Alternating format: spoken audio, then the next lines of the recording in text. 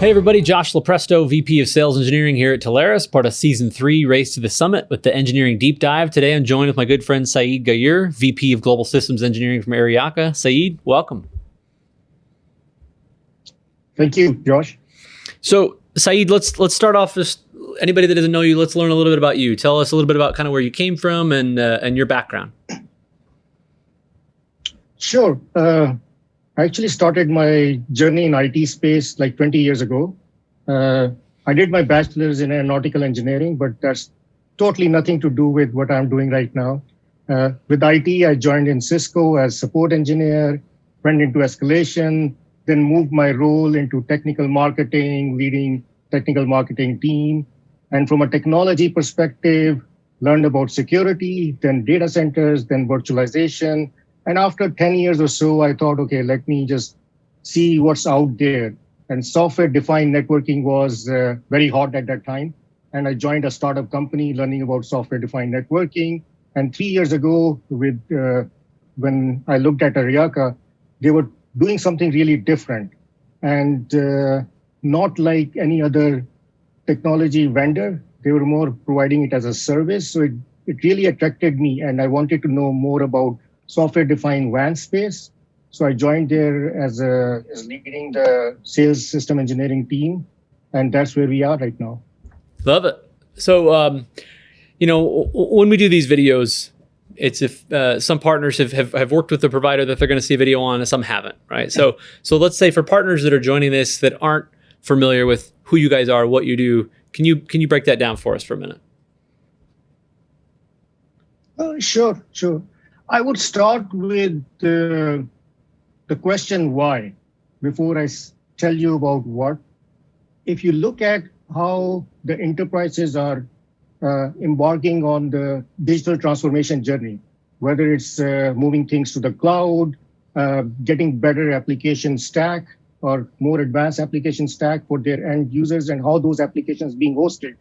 So essentially, if they're going into that journey and trying to achieve that goal, what is a typical bottleneck? And if you look at the network, becomes more of the building block, which becomes more of a blind spot, and they don't think, and it's an afterthought, while they are looking at, okay, these are applications which are going into the cloud, I want to shut down this data center. But if you look at the service and who can solve that problem or who can be partner with them to achieve that goal of doing that cloud migration or digital transformation, from a network point of view, that's what Aryaka is.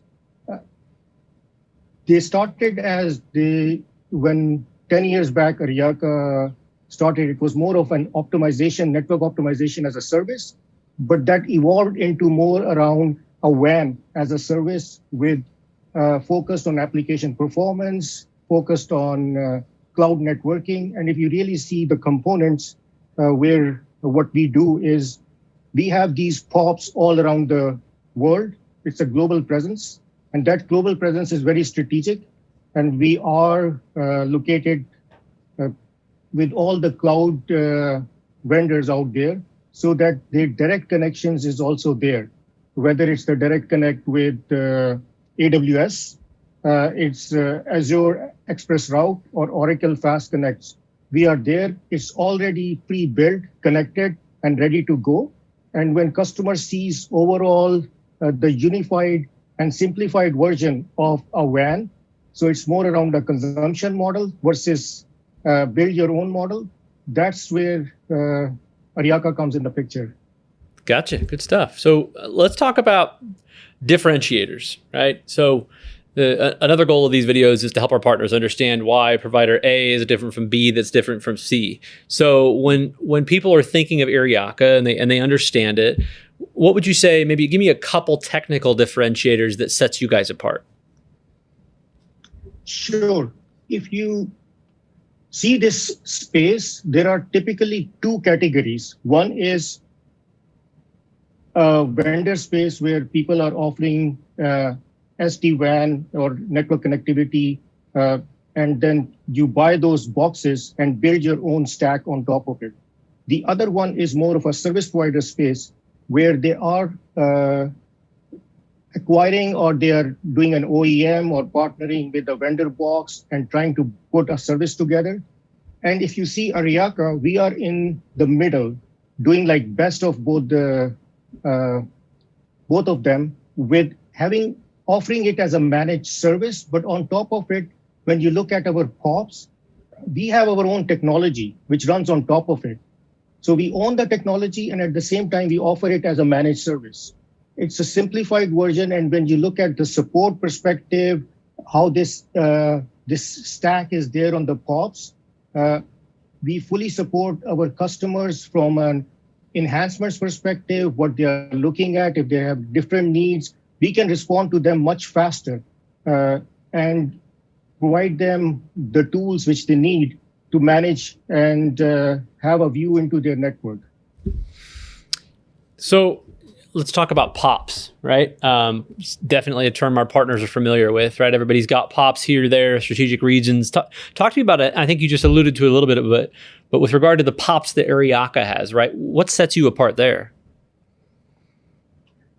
Yeah, it's interesting. Like when we talk about that, okay, hey, these guys have 30 POPs globally, they have 35 POPs globally, but you really have to think about it like, if this is a point of presence, what differentiate them with the others? And the way we have the POP, it's not the typical data center racks with routers and switches and maybe some management on top of it. What we are looking at it, we have a stack on top of it, which is our own software stack. And we provide the application acceleration or TCP optimization on top of it. And that is all fully managed on as well. And when you go into looking at the POPs in general, these are all fully matched with an L2 connectivity.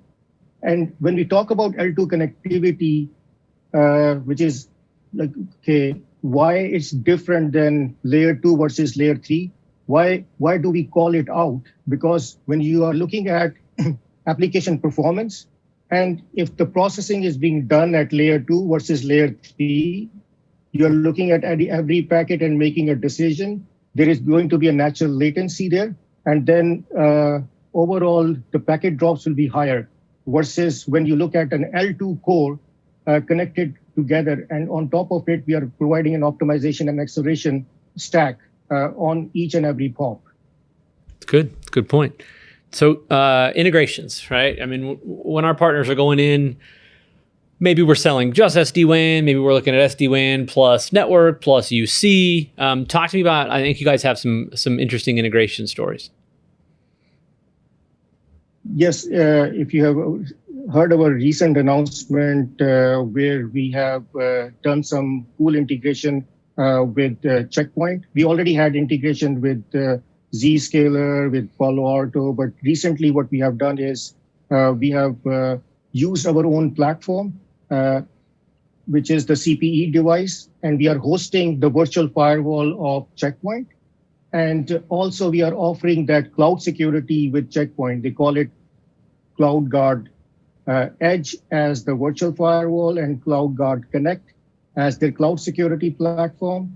And if you look at how people are going into the SASE model and providing a SASE offering, network as a service, we already had that component.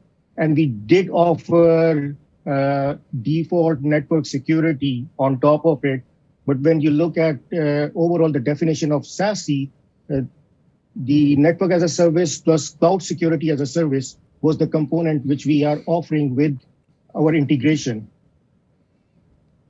Good. And that part is with CloudGuard Connect. Well, let's go into that a little bit. You mentioned it, CloudGuard Edge and CloudGuard Connect, right? What's the difference between those two? Good question. So essentially, if you are looking at providing a security at a branch level for incoming traffic and outgoing traffic, then you want to pick a virtual firewall which is hosted at the branch level. But when you move towards more offering only the outgoing traffic and you want to make sure that it is getting secured as it goes out, you are looking for a cloud-based security. And with the CloudGuard Connect, we are providing a tunnel from our edge box to the CloudGuard Connect cloud. And also, I would like to add here, when we talk about the remote users, these days with branch and teleworkers, like I'm working from home today, or for last 9 months, it's basically you need a solution which can address both, whether you are at an office or you are at a home. And when you're looking at the security posture has to be consistent. And from an IT person perspective, he should not be worried about that, okay, when he's working from home, how secure the traffic is coming to our network. And this is exactly what we are trying to address here with our integration with CloudGuard Connect. When a user moves from office to home with remote VPN connectivity solution we are offering, it can basically give you the same level of security, and also as network as a service with all optimization we had on the POP stack, we are offering that seamlessly, whether you are at home or you are in the office. Gotcha. So let's get into costs a little bit here, or just kind of licensing, right? How does licensing work for all the remote users? So licensing is we have a base level licensing, where if you are just using a remote VPN service from us, that's the user license which we provide. But if you want an advanced security on top of it, which provides the CloudGuard Connect service, that's an advanced license. And those licensing packages are starts with the 50 user pack, 100 user pack, and stuff. Got it. Good to know with all the remote workers we've got, right? So let's talk about as a whole, right? Everything that we've talked about with you guys, for partners that are asking, okay, I understand what they do, but compared to others that are out there, what are maybe just one or two things that you would leave them with about differentiators, right? We've broken down some of your key components, but any additional differentiators that you want to add to that you feel sets you guys apart? I would say the cloud connectivity, even though some people provide it as a service, they say, oh, we have POPs. But when it comes to the cloud connectivity with private connections, we have all that pre-built and ready to go. You just have to give us a phone call and your private connectivity to the cloud is ready to go compared to other vendors.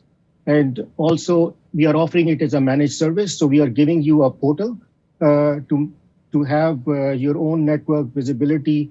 And as a partner, you have an additional layer of capability which is available through our management portal, where you can see all your customers. So all the customers which you are bringing it to Aryaka, you will have access to them through a portal, and you can have a visibility into individual customer. So that's a layer which we give around access control, where the partners can also have visibility into their customers' network. Got it. So let's, taking all of that, everything that we've learned, talk to me. Let's pick out an example, right? Give me a customer situation that you guys walked into. What was the problem? What technology did you put in place? And then really, what did that environment look like after? Sure. We interestingly had a recent win where it was a global manufacturing company with 14 different locations in 14 different countries. And they initially came to us for their China problems. So the users in China were having application performance issues, and they wanted to see who can really solve them quickly. But when they went into the discussions and they looked at our simplified architecture and what they currently had, especially with merger and acquisitions, they had multiple MPLS providers in different countries, and managing them and stitching them and bringing on board a new company into their existing infrastructure was nightmare, and they were going through it. And when they looked at our simplified, unified global architecture and see that, yes, any new site can be connected in a couple of days, and with China problem, what we were able to solve, they moved all their 90 sites in 14 different countries onto Aryaka, and having a single throat to choke, or I would say single hand to shake. That's what they looked at as a premium offering. And they were also migrating some of their applications to the cloud, and private cloud connectivity was key. And at the same time, from a security solution perspective, they didn't go with the cloud security. They wanted to have all the branches have their own firewalls, and we provided that firewall also as a managed service with CloudGuard Edge, and those were hosted on the edge boxes which we are providing. So overall, they got one vendor to provide this as an entire managed solution in 14 different locations, with security also being offered as a managed firewall service. Obviously, they control their own posture, security posture, but as far as a network device is concerned, for the firewall management, we take care of it. Easy. Love it. You make it sound so easy. Yep. So last thought here. Let's talk about, as we look in the future, right? This is a good level set on helping everybody understand the technology stack that you guys have, some of your key differentiators, your POPs, all the things that we got into. But, for partners that are looking to build out their pipeline for 2021, over the next 6+ months, what can we expect to see from Aryaka? Are there product enhancements, improvements, what new releases, anything you want to share with the partner community out there, what to look for? Sure. I would say this is into two buckets. I will talk about our core services. In our core services, on the network side, we are definitely having enhancements around our application and visibility control when it comes to our management portal. You will see some announcements coming soon around it. So that will be the first quarter. Plus, as we are getting more and more larger enterprises, and what we are seeing that enterprise requirements have gone even beyond 1 gig requirements, and we are bringing a new edge box for 10 gig support. So from 1 gig, which we had it for a few years now, moving towards 10 gig support on the edge, that will be also a significant improvement around our offering. And as we get more into SASE use cases, these integrations which we have offered today, we are going to enhance them with additional offering, bringing more feature sets around the technology, so that the seamless operation which we offer today has more visibility into it. So visibility, having a portal with ease of opening a new ticketing system, that's also we are bringing in. So all these things are coming in next 3 to 6 months, which you will see. Cool. Okay. That's all I've got today, Syed. I appreciate you coming on, man. Thank you very much. Thanks for having me. Okay, partners, that's it. Wrapping up another deep dive of the Engineering Race to the Summit Season 3. Syed Ghayur, VP of Global Systems Engineering from Aryaka. Until next time.